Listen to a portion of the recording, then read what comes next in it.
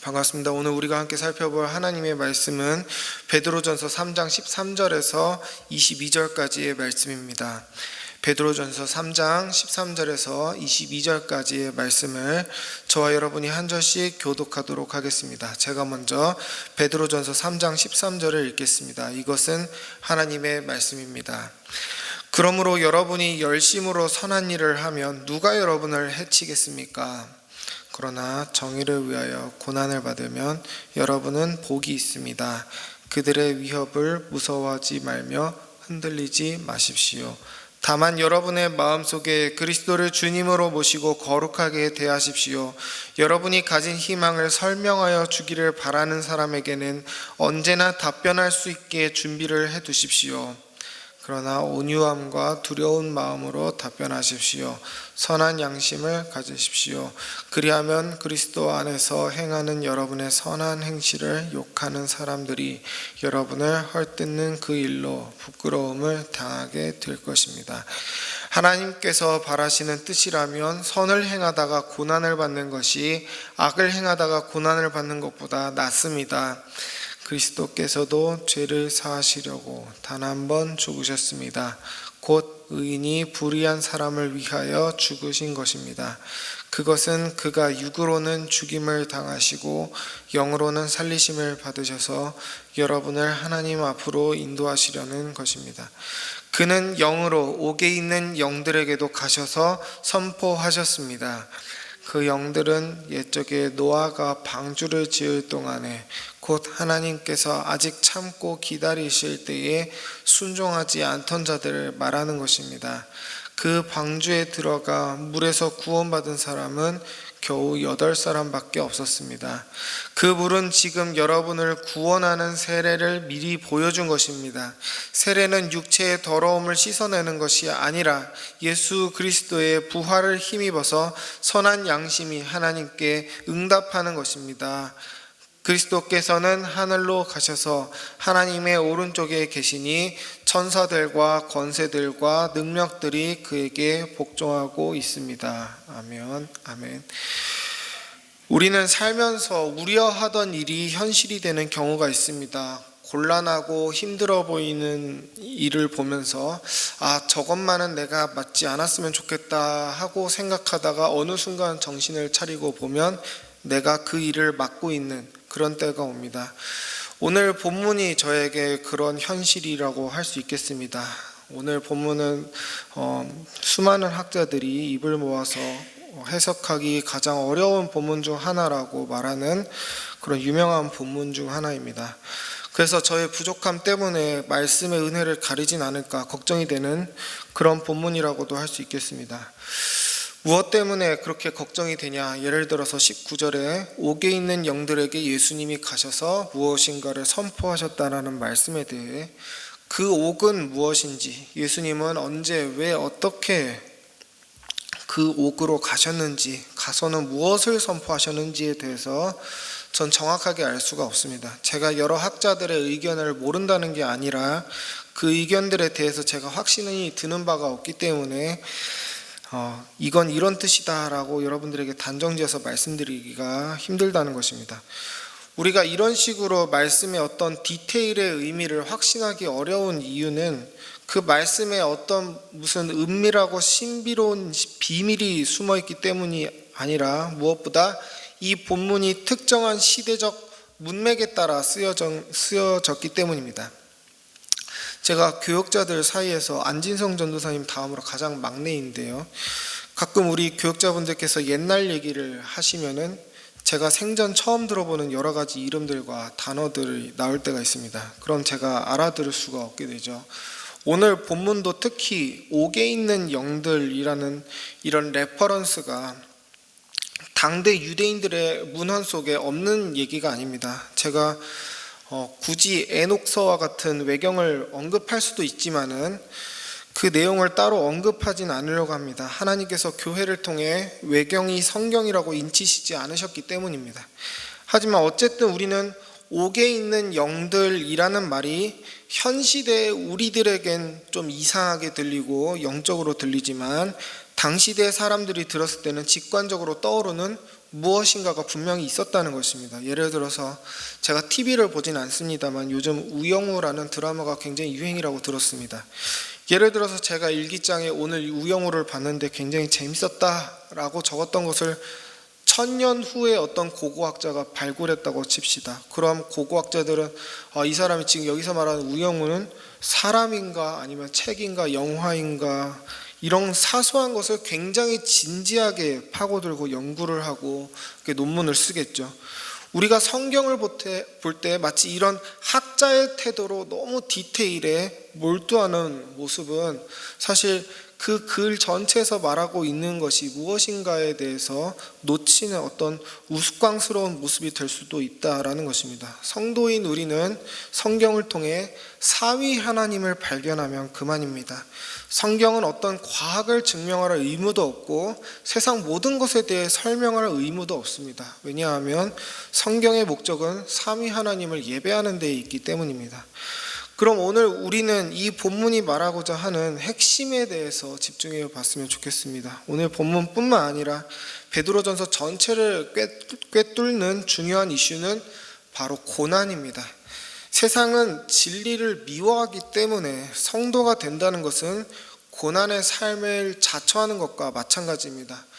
구약 시대에도 마찬가지로 많은 선지자들이 사람들에게 미움을 받고 심지어 교회인 이스라엘 안에서 죽임을 당해야만 했습니다.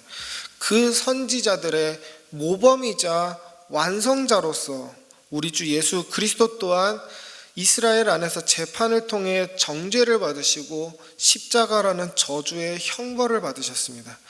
그럼 우리도 그 모범을 따르는 것은 당연한 것입니다. 골로새서 1장 24절에서 말하듯 우리 주님의 남은 고난은 너무나도 감사하고 영광스럽게도 우리 몸에 있습니다. 고난을 견디는 것은 성도의 당위입니다. 고난받기를 주저하거나 피하는 것은 예수 그리스도와 연합하기를 거부하는 것과 마찬가지입니다. 예수 그리스도와의 부분적인 연합 같은 건 없습니다. 예수님의 이런 모습만 연합하고 싶고 이런 모습은 연합하고 싶지 않다. 그 말은 예수님과 그 어떤 것도 연합한 적이 없었다라는 것과 마찬가지입니다. 그런 면에서 베드로전서 전체를 봤을 때 베드로는 고난당하는 소아시아 성도들이 세속적인 어떤 종교 공식을 갖지 않기를 원했습니다. 그 세속적인 종교 공식이라 함은 신이라는 존재는 인간을 어떤 위기에서 구해낼 때야 비로소 칭송받을 만하다라는 그런 종교 공식 말이죠. 종교 생활을 성실하게 하는 이유는 세속 종교는 마치 영적인 보험을 드는 것처럼 나중에 내가 어떤 위기에 처할 때 신이 나를 그때 구해주기를 바라는 마음에서 그 전에 종교 생활을 성실히 하는 것과 마찬가지입니다. 물론 우리는 성경을 통해서 의인이 하나님의 은혜로 위기를 모면하는 장면도 봅니다. 하지만 그것은 예수 그리스도께서 인간을 죄에서 구원한다는 복음의 진리를 드러내기 위한 그림자로서 드러나는 어떤 사건적인 예언일 뿐이지 마치 하나님께서 인간에게 뭘 받으셨기 때문에 기브 앤 테이크의 의미로 그렇게 하신 것이 아니죠. 베드로는 비록 그 끝이 죽음이라고 하더라도 우리가 예수 그리스도처럼 고난을 감수해내는 것도 하나님이 예비하신 우리의 삶일 수 있다라는 말로 소아시아 성도들을 강하게 단련시키길 원했습니다. 왜냐하면 당시 소아시아는 여러 잡신들이 들끓는 문화적인 문맥이 있었기 때문입니다. 당시 소아시아 사람들이 보기에 기독교는 정말 가성비가 떨어지는 그런 종교로 보일지 모르겠습니다. 자기는 어떤 우상을 사서 집에다 들여놨더니 농사도 잘 되고 자식도 잘 크는데 저 기독교를 믿는 사람들 보면은 저렇게 핍박을 받고 조롱받으면서도 뭐가 좋다고 저렇게 예수라는 작자를 붙잡고 있는지 이해가 안 될 수밖에 없죠.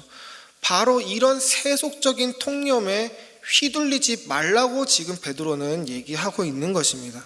우리가 예수님을 붙잡는 이유는 단순히 이 세상에서 잘 되고 안 되고 이런 얄팍하고 좁은 시야에서 나오는 어떤 말초적인 이득을 위해서가 아니라 예수 그리스도가 우주적인 생명이요 진리라는 고상하고 진지한 믿음 때문이다라는 것입니다.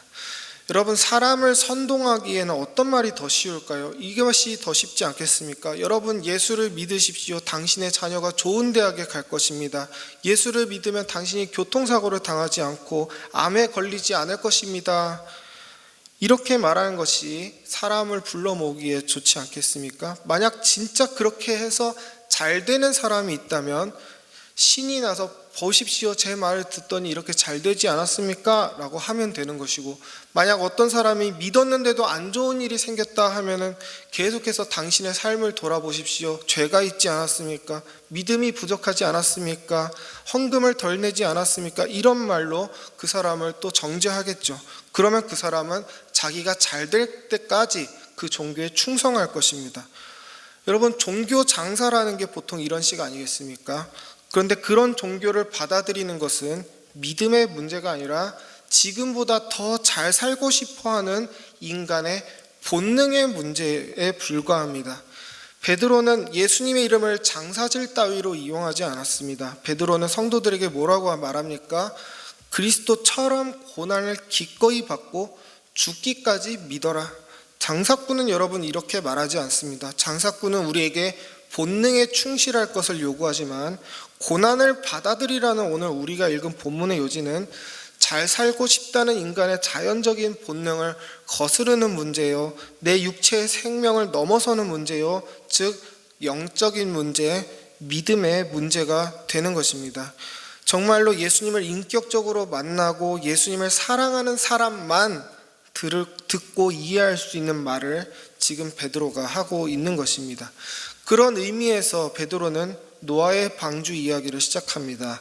당시 소아시아 성도들은 노아에게 자기 자신을 투영하기 굉장히 쉬웠을 것입니다. 앞에서도 얘기했듯이 소아시아는 온갖 잡신들이 들끓는 곳이기 때문에 소아시아 성도들은 마치 노아처럼 그리스도에 대한 믿음을 지킴으로 주위 사람들에게 조롱을 받았을 것입니다. 그리고 모두에게 똑같이 내리는 비처럼 죽음은 의인과 악인 모두에게 똑같이 내립니다. 하지만 그 죽음이 악인은 한없이 밑으로 가라앉게 하는 반면 그리스도라는 방주 안에 있는 의인은 그 물로 인해 오히려 어디로 이동합니까? 위로 떠서, 물 위로 떠서 심지어는 산 꼭대기까지 올라갑니다. 마치 예수 그리스도의 부활과 승천을 떠오르게 하죠. 우리의 결말이 이런 노아의 결말이 되려면 우린 반드시 방주 안에 머물러야 합니다. 방주이신 그리스도 안에 우린 연합해야 하는 것입니다. 방주이신 그리스도와 함께 비를 맞는 그 시간을 그리스도와 함께 견뎌야 합니다. 물론 비는 방주가 다 맞아주지만 그 안에서 우리도 인내하며 기다리는 고난이 있는 것입니다. 고난의 측면까지도 우린 그리스도와 함께 연합해야 합니다. 그렇지 않으면 우린 그리스도의 부활과 승천의 영광에 연합할 자격이 없습니다. 그런 의미에서 세례는 우리의 옛 사람에게 죽음을 선포하여 나를 그리스도와 연합하는 것입니다. 21절에서 말하듯 세례는 그리스도의 부활을 힘있는 것, 즉 의지하는 것, 연합하는 것이기 때문입니다. 오늘 말씀에서 드러나는 이 세상에 대한 베드로의 탄식을 우리가 느꼈으면 좋겠습니다. 방주 바깥에서 교회를 비웃는 세상을 향한 베드로의 탄식 말입니다. 제 친구인 어떤 목사는 어렸을 때부터 소년원에 들락날락하는 거친 삶을 살았습니다. 자기 교회 중고등부 애들이 어떻게 말썽을 부리면 그 목사는 데리고 와가지고 자기가 소년원에 있었던 얘기를 해주면서 얘야 너는 재판을 받아봤니? 이 말 한마디로 아이들을 제압하는 그런 목사입니다. 그 친구랑 제가 서점에서 여러 가지 책들을 샀습니다. 그러니까 신학책이나 여러 가지 신학에 도움이 될 만한 그런 서적들 말이죠. 그런 것들을 쇼핑하면서 그 친구가 했던 말이 기억이 납니다. 야 쌤아, 나 갑자기 진짜 너무 감사하다. 진짜 나는 아직도 지금 내 모습이 난 너무 신기하다. 예수님 안 만났으면 난 지금도 맨날 오토바이 타고 다니면서 다른 사람들 겁주고 그런 재미로 살았을 텐데, 난 지금도 그게 최고인 줄 알고, 난 그런 말초적인 즐거움이 인생의 전부인 줄 알고 살았을 텐데, 내가 진짜 예수님 만나서 성경을 읽게 되고 책 읽는 즐거움도 알게 되고 이렇게 고상한 지식과 말씀과 예배 가운데서 내가 이렇게 즐거워하면서 살 수 있다니, 내가 정말 예수님 아니었으면 어쩔 뻔했냐, 그런 말들을 했던 것이 제가 기억이 납니다. 여러분, 전 성도가 된다는 것은 세상에서 가장 아름다운 사람이 되는 것이라고 생각합니다. 원래 진정한 아름다움은 너무 시대를 앞서가서 당대 사람들에게는 조롱받고 무시받지 않습니까? 빈센트 반 고흐가 그랬던 것처럼 진정한 아름다움을 아는 사람은 원래 고독한 법입니다. 왜냐하면 아름답다는 것은 평범하지 않는 것이요, 평범한 것들은 촌스러운 시대를 뒤쫓아 따라가는 것들이기 때문입니다. 예수를 믿는다는 것은 아름다워지는 것입니다. 그 길이 고독할지 모르고 고난과 핍박이 있을지 몰라도 오히려 우린 세상을 촌스럽게 여기며 우리의 아름다움과 품위를 지켜나가야 합니다. 그러기 위해서 우린 계속해서 말씀을 통해 예수 그리스도라는 최고의 아름다움을 항상 우리 가까이에 둬야 합니다. 하지만 우리의 죄된 본성은 다른 것들을 가까이 하고 싶어 합니다. 세상의 빛나는 보석들과 음란한 것들과 탐욕적이고 세속적인 것들의 시선을 빼앗기고 주의를 기울이고 시간을 낭비합니다. 이런 것들이 우리의 시선을 하늘로 향하지 못하게 하고 땅을 처박게 만듭니다. 여러분, 우린 우리 입에 들어가는 것의 위생은 그렇게 따집니다. 식당에 가면 숟가락, 젓가락에 얼룩이 묻어있지 않은지 살핍니다. 물을 마실 때 컵에는 무엇이 있는지 살피고 먹습니다. 뱃속에 뭐가 잘못 들어가진 않을까 하는 걱정 때문에 그렇죠. 그런데 우리 뱃속에 무엇이 잘못 들어갈까 겁을 내지만 우리 영혼 속에, 우리의 마음과 우리의 생각 속에 뭐가 잘못 들어갈까 겁내진 않습니다. 여러분, 말씀을 맺겠습니다. 우리 예수님은 사람의 입에 들어가는 게 사람을 더럽히는 것이 아니라 사람의 입에서 나오는 게 사람을 더럽히고 사람은 마음속에 있는 것을 입 밖으로 낸다고 하셨습니다. 오늘 말씀을 묵상하시면서 오늘 하루 세상 속에서 우리의 세속적인 말과 행동을 고치고 거룩함을 유지하는 아름답고 멋진 은혜샘물교회 성도님들이 다 되시기를 주님의 이름으로 축복합니다. 그럴 때 부활과 승천이라는 그리스도의 아름다운 마무리가 우리의 마무리와 함께 연합될 것을 믿습니다. 말씀을 생각하며 이제 기도하겠습니다. 기도할 땐 그리스도인으로서 내가 받는 고난은 무엇인지 묵상해 봤으면 좋겠습니다. 난 과연 그리스도인이라서 고난받는 것이 있는가?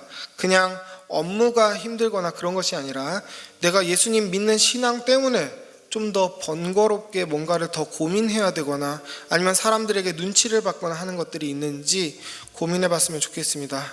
그런 것들이 없다면 난 정말 믿지 않는 사람과 차이가 있는지 돌아보고, 그런 것들이 있다면 하나님께 감사하고 믿음의 태도를 잘 지키게 해달라고 담대함을 위해서 기도하면 좋겠습니다.